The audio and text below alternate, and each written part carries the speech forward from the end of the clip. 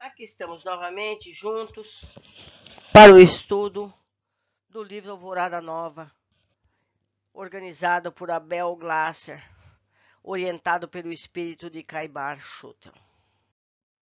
Unidade da elevação divina. Os bons espíritos são aqueles que já compreendem Deus e o universo. Sua maior vontade é fazer o bem para o que possui imensa força. E o poder de fazê-lo é tanto maior quanto mais evoluídos se encontrem. Alguns possuem a ciência, outros a bondade, e os mais adiantados aliam-nas às qualidades morais. Ainda conservam traços de sua existência corpórea, não estando, entretanto, sujeitos às más paixões. Assim são Sheila e Caibar. A unidade da divina elevação é o setor da colônia, que estabelece contato com a espiritualidade superior, eterna orientadora de todos os serviços prestados na seara do Cristo a favor do próximo. Local de acesso restrito a Caibar e Sheila. Só os dois podem entrar ali. Caracteriza-se por muita luz e é bastante respeitado na cidade espiritual. Daí partem as instruções do mais alto para a colônia, bem como as revelações que seus dirigentes têm o mérito de conhecer. Quando Caibar e Sheila consideram oportuno ou necessário, passam aos encarnados algumas dessas informações, visando principalmente alertar e orientar. Em certos momentos de reuniões mediúnicas, podem ser alcançadas as elevadas ligações espirituais que ambos possuem com a espiritualidade maior. Os encarnados recebem proteção e auxílio dos espíritos que habitam as colônias espirituais mais próximas da crosta, e esses mesmos espíritos recebem orientação e força de planos bem mais elevados, e assim sucessivamente Deus a todos ampara. Essa é um desenho de Sheila na sua última encarnação. É a lei de amor e da união. São laços de fraternidade a todos entrelaçando, pois, como se sabe, encarnados e desencarnados formam uma grande família universal, filhos de Deus. Nesse mecanismo divino, apresenta Jesus, o orientador desse planeta e dessa humanidade, sendo o governador espiritual da Terra e por delegação do Pai Maior, significa também um modelo que todos devem seguir.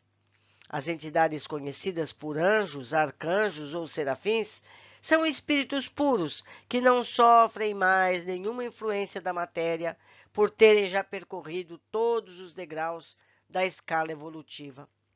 Possuem superioridade moral e intelectual em relação aos seres menos evoluídos, não estando mais sujeitos às reencarnações, submetendo-se a elas apenas para cumprirem elevadas missões.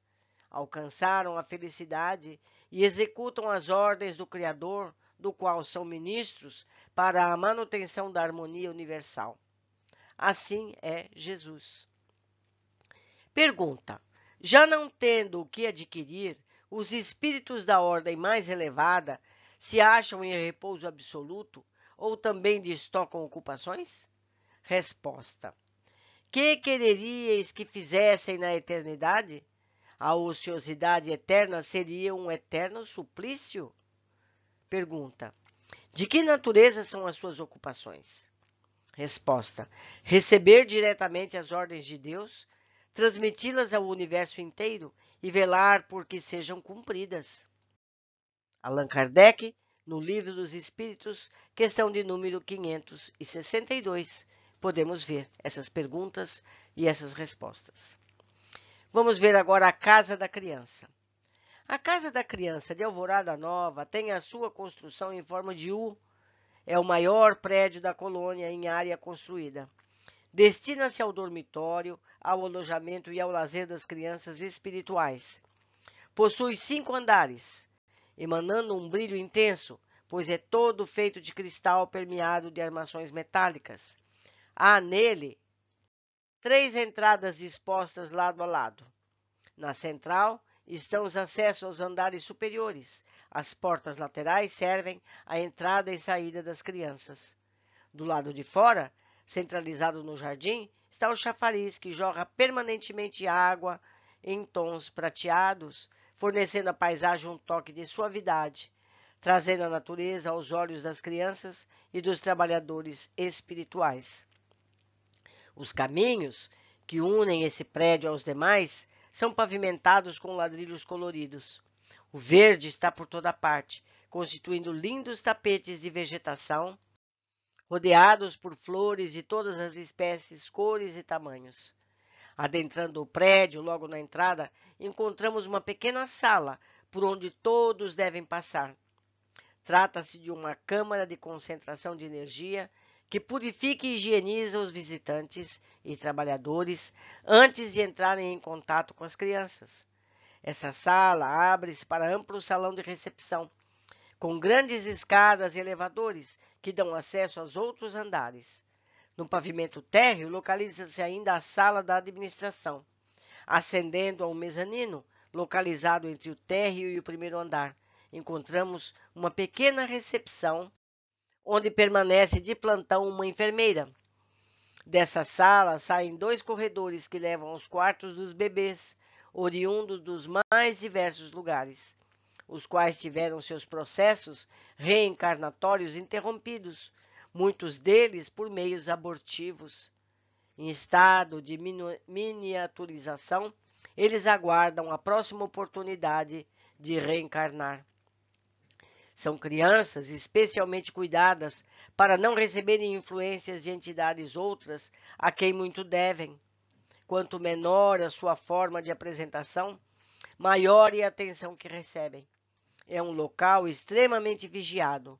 Normalmente, a entidade vitimada pelo aborto provocado retoma imediatamente a forma que possuía anteriormente, podendo, se não for um espírito esclarecido, passar a atormentar um processo obsessivo daquela que deveria ser sua mãe. Vejam só que coisa séria estamos aprendendo aqui agora. Nesse caso, os pais tornam-se devedores perante a justiça divina. Quando há risco de vida para a mãe, o aborto é considerado terapêutico. Sabe-se, todavia, de um caso em que a genitora, mesmo recomendada pelo médico material a abortar a criança, pelo grande risco de que sua vida corria, não concordou, assumindo a responsabilidade alicerçada em singular fé. Mãe e filha vivem até hoje. São avó e genitora de várias outras crianças. Por outro lado, há espíritos que já, em forma reduzida, são ligados às suas futuras mães para completar o estágio que lhes falta cumprir antes de uma nova encarnação normal. Ao sofrerem o aborto, permanecem miniaturizados e são mantidos nessa forma até serem encaminhadas à nova encarnação. A Casa da Criança acolhe aproximadamente 1% da população de Alvorada Nova. São espíritos, pode-se dizer, especiais, que para lá são encaminhados. Alguns, como se pôde ver, são mantidos em miniaturização e conservados com cuidado nesse local. Muitos outros, contudo, possuem a permissão da superioridade para permanecerem na forma de criança, quando desencarnaram, para desempenhar uma missão especial. A forma ingênua e infantil possibilita-lhes trabalhos específicos no plano espiritual de inúmeras formas. Por vezes, alguns médiuns do passado já puderam ver crianças espirituais e confundi-las com anjinhos, ilustrados por algumas religiões. Há espíritos que estão na forma de criança para mais facilmente assimilarem as lições. Preferem se apresentar como pequenos, o que lhes é permitido em determinados casos. Chegando ao primeiro andar, depara-se em outra recepção, cujas paredes não são transparentes. É um local amplo, com mais trabalhadores. Nesse andar ficam as crianças inadaptadas e as doentes. Também aí existem 2 corredores, um de cada extremidade da sala. Os quartos, nesses corredores, dispõem de visores em suas portas. Vê-se que em cada um deles há várias crianças manuseando apetrechos pedagógicos para a aprendizagem. Visam cumprir as sequelas de um desencarne prematuro, geralmente de forma súbita.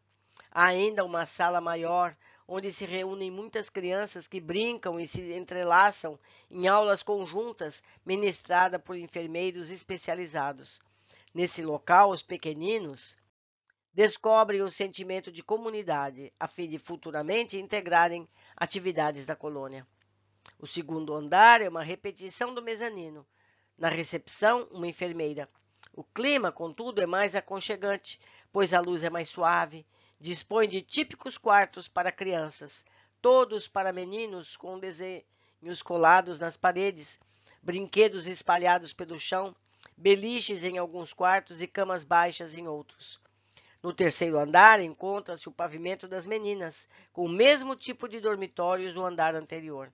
São, porém, mais decorados e arrumados, com camas mais baixas. Busca-se reproduzir, na casa da criança, o lar de que dispõem em todas as colônias da espiritualidade, sendo que na crosta os pais instintivamente decoram os quartos de suas crianças, fundados nos moldes espirituais. Vêm-se almofadinhas, bonecas e muitas flores que as garotas colhem no campo, numa área da colônia onde se lhes mostra como a natureza deve ser respeitada e amada. Essas flores são impregnadas de fortes fluidos positivos que as ajudam a dormir melhor e a carregar suas forças, poder encontrar em seus quartos os mesmos quadros vibratórios que a acharam no campo. Quanto aos meninos, possuem em seus quartos aquários com água fluida. No último andar, chega-se a um grande salão, onde todas as crianças têm atividades em conjunto. Aí cantam, desenham e brincam. Há também nesse pavimento salas de aula, onde se plantam no coração das crianças as sementes de uma série de ensinamentos doutrinários. Atrás desse prédio encontra-se a Pousada Celeste, um local de apoio à casa da criança, onde os espíritos podem mudar a sua forma de apresentação, exemplificando índio para gladiador, adulto para criança, entre outros, conforme as necessidades dos trabalhos que terão pela frente. Amigos, eu vou ler outra vez. A Pousada Celeste é um local de apoio à casa da criança, onde os espíritos podem mudar a sua forma de apresentação. Por exemplo, de índio para gladiador, um adulto para a forma de criança, entre outras mudanças, conforme a necessidade dos trabalhos que terão pela frente. Então, quando um médium vê uma criança, pode não ser uma criança, certo? Quando você vê um índio, aquela roupa, aquela roupagem, aquela aparência é proposital, conforme o trabalho que ele vai desenvolver. Seguindo, constitui-se de um bloco independente, sem repartições, de onde emana o brilho intenso de inúmeros pontos de luz de todas as cores, piscando intermitentemente. O acesso a essa unidade é restrito aos dirigentes das coordenadorias dos núcleos, razão pela qual a sua entrada é subterrânea, sem portas na superfície. A Casa da Criança abriga cerca de 2.550 crianças espirituais. Presentemente, quer dizer, isso hoje pode ser diferente. Isso foi quando o livro foi escrito. Sendo que os trabalhadores para tratá-las e orientá-las são poucos proporcionalmente. 25 comandam os diversos pavilhões que integram essa imensa construção. Trabalham em cada equipe 10 espíritos, o que resulta num total de 250 trabalhadores para cuidar de todas as 2.000 e tantas crianças. Pode-se indagar como é possível tão reduzido o número de trabalhadores para cuidar de tantas crianças? É a constatação de que com amor multiplica-se o trabalho.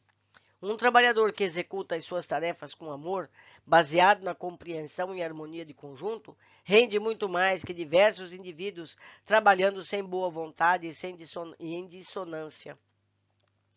Na Terra, são constantes as queixas de falta de mão de obra para a caridade. É o resultado do desamor entre os homens. O trabalho fraterno exige desinteresse, abnegação e resoluta vontade de servir, que resumem numa só frase: amor ao próximo. Chegará o dia em que as pessoas deixarão o amor florescer em seus corações esquecendo-se do individualismo tão acentuado em nossa sociedade de hoje, para se lembrar dos semelhantes, propiciando ao trabalho fraterno os recursos humanos tão reclamados pelas instituições de caridade existentes por todo o mundo. As crianças que habitam essa casa passam, às vezes, vários anos aguardando a oportunidade de voltar à Terra, reencarnadas para resgatar erros pretéritos e viver novas experiências evolutivas. Deve-se lembrar que todo encarnado um dia já foi criança e novamente será em outro ensejo reencarnatório, podendo-se ter a exata noção da importância desse trabalho espiritual. A criança é, pois, o esteio da humanidade. Educá-la com instrução e amor é sublimar a causa do progresso evolutivo dos seres, instituída pelas leis de Deus. Linhas atrás, viu-se que 250 trabalhadores atuam na casa da criança. Entende-se agora qual o fundamento desse trabalho que realizam no processo progressivo dos seus próprios espíritos, já que a lei de evolução é pertinente a todos os seres. Alguns espíritos lá estão por necessidade absoluta de evoluir, outros pelo desejo de contribuir para a evolução. E seguir dois exemplos. De um lado, o caso de um trabalhador que aí necessita estagiar para resgatar as atrocidades que praticou contra crianças judias em campos de concentração nazistas durante a Segunda Guerra Mundial, comandando chacinas. Enquanto guarda sua próxima oportunidade de reencarnar na Terra, trabalhe em prol das crianças espirituais, demonstrando aplicação e interesse no seu arrependimento sincero.